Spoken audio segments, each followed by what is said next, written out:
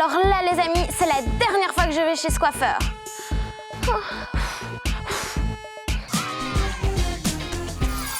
Pour l'image du jour, on s'envole pour le Pakistan, où un coiffeur travaille d'une façon un peu décoiffante. Pour ses coupes, pas besoin de ciseaux, de peigne ni de brosse. Ses outils favoris, le hachoir et le chalumeau. Le coiffeur explique avoir voulu trouver un nouveau service pour attirer plus de clients. Alors, évidemment, ce n'est absolument pas à tenter à la maison, hein. Pas du tout, tu m'as compris. On se concentre sur les 3 mots du jour. 3 mots pour une actualité qui n'a pas froid aux yeux. Pour notre mot du jour, on va parler d'une histoire terrible qui semble sans fin. C'est le conflit entre les Israéliens et les Palestiniens dans cette région qu'on appelle le Proche-Orient. Depuis quelques jours, des affrontements très violents ont lieu entre les deux peuples. Il y a des tirs de roquettes, des bombardements et des destructions. Et comme à chaque fois, ce sont les populations qui en subissent les conséquences. Ces affrontements font des dizaines de morts, dont des enfants.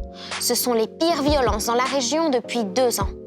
Une histoire qui a commencé il y a plus de 70 ans. Dispersés dans le monde depuis des siècles, les Juifs n'ont pas d'État, pas de pays à eux.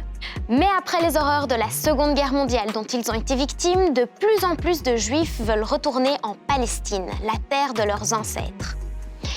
Ils espèrent y créer un endroit pour y vivre. Seulement voilà, en Palestine vivent déjà des Palestiniens. Le territoire est donc divisé.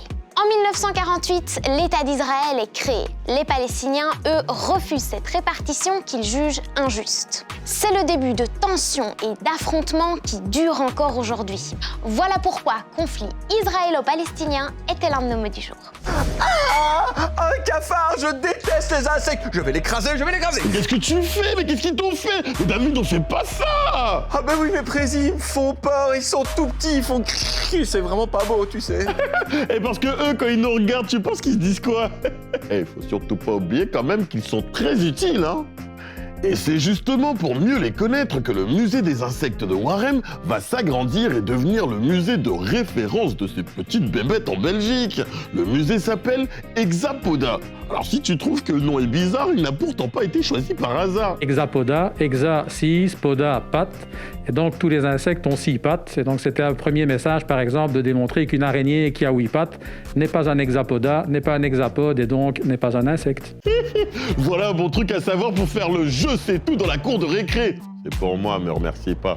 Ah, tu veux d'autres trucs à savoir, hein? Allez, suivons Toine. C'est notre guide aujourd'hui. Avec lui, on va découvrir que les insectes sont des champions du camouflage, mais aussi qu'ils sont très utiles à l'homme. Ah ben oui, mon petit grillon. Ils mangent nos déchets, ils éliminent les ravageurs de culture. On peut compter sur eux, puisque sur Terre, il existe 2 millions d'espèces différentes. 2 millions, je pense que personne n'imagine autant d'espèces. C'est le plus grand groupe animal.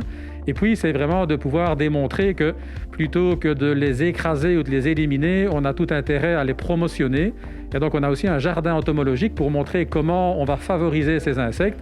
Et donc, chacun chez soi, dans son potager, sur sa terrasse ou son balcon, on peut à un moment donné favoriser ces insectes qui vont avoir un effet tout à fait bénéfique globalement pour l'homme. Et sans oublier que les insectes seront notre nourriture d'avenir. Certains ont déjà commencé d'ailleurs. On les appelle des entomophages.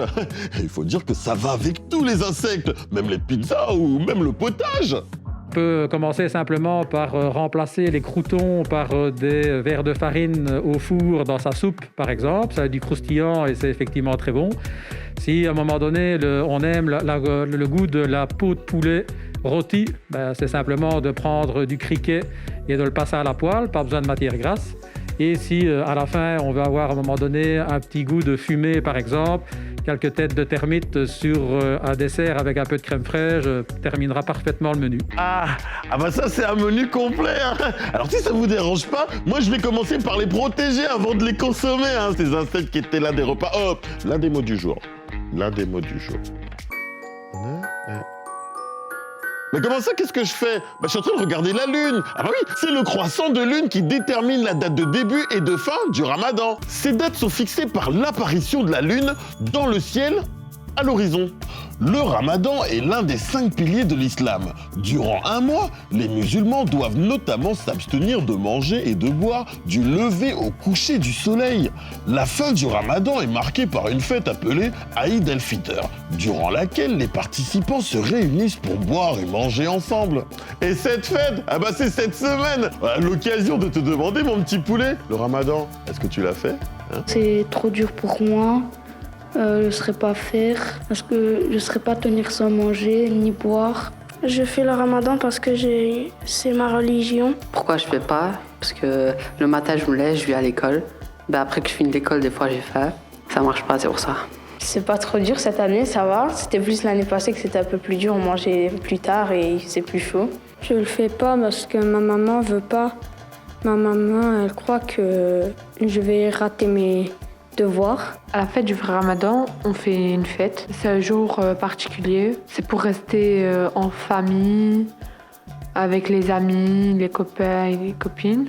Merci aux élèves de l'école communale du centre à Herstal pour leurs avis sur le ramadan, qui était l'un des mots du jour. Alors mon petit poulet, de nos jours, il faut faire attention aux gestes barrières ainsi qu'aux barrières. Ah ouais, il faut pas oublier les barrières. Tadam, je suis super cycliste et je vais pouvoir traverser les barrières. Ah, on dirait que mon super pouvoir n'a pas marché. Côté météo, on continue nos péripéties, pluie, soleil, pluie, soleil. Ouais, la météo n'est pas très nette dans sa tête ces derniers jours. Du coup, on fait comme Dafina, notre star de la météo du jour. On enfile un pull et un imperméable. C'est déjà la fin de cette vidéo, mais je vous retrouve demain, même heure, même chaîne. N'oubliez pas de vous abonner et d'activer la cloche, sinon vous risquez de louper du contenu exclusif et vous ne pouvez pas rater ça. Non, non.